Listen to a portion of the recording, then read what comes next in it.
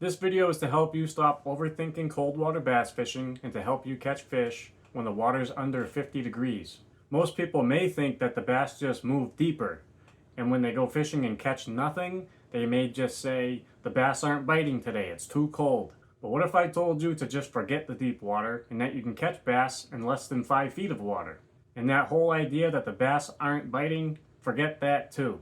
Bass are always ready to take advantage of a meal in their face. You just have to adapt your presentation.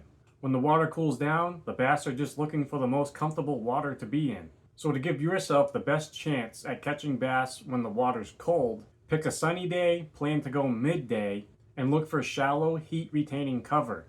Think of these spots as the fishery's space heaters: dark bottoms, leftover pad stocks, rocks, and wood.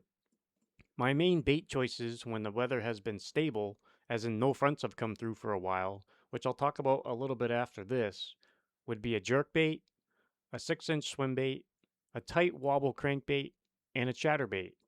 And I got a comment while I was making this video asking about when to use one bait over the other. And the only answer I have for that is to just let the fish tell you. Just be prepared with each bait, give them each a fair shot, and see what happens. Every one of these baits is viable and worth trying in this situation. For the jerkbait, I use a Duo Realis 100 SP.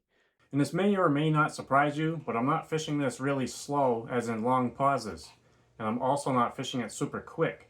But you'd be surprised how fast a bass will move in colder water when it has an opportunity in its face. For me, I'd rather not give the bass forever and a day to look at the bait while it's following it. I'd rather just make it make a decision whether or not it's going to lose a potential meal.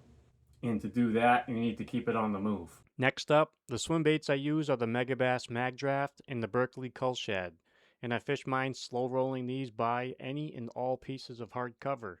It can generate bites just from the size of the meal slowly swimming by.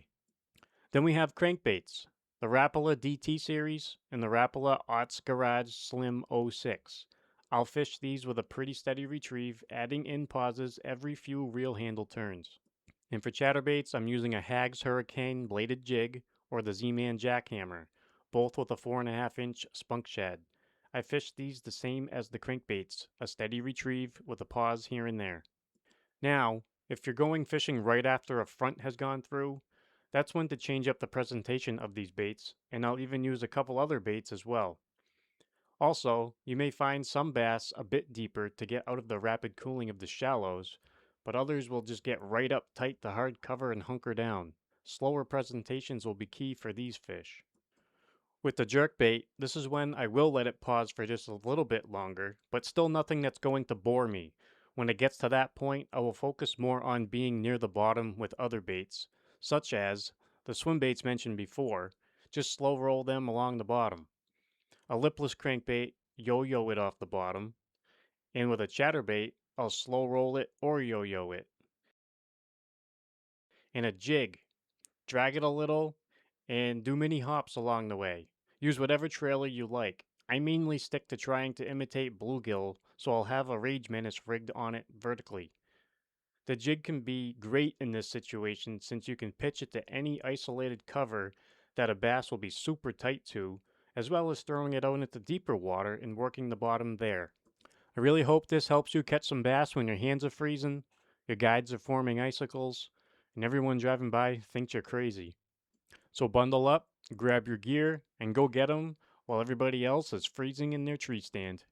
If you like this video, hit the like button, smash that new hype button so YouTube knows to push this to more anglers, subscribe to the channel if you haven't already, and I'll see you in the next one.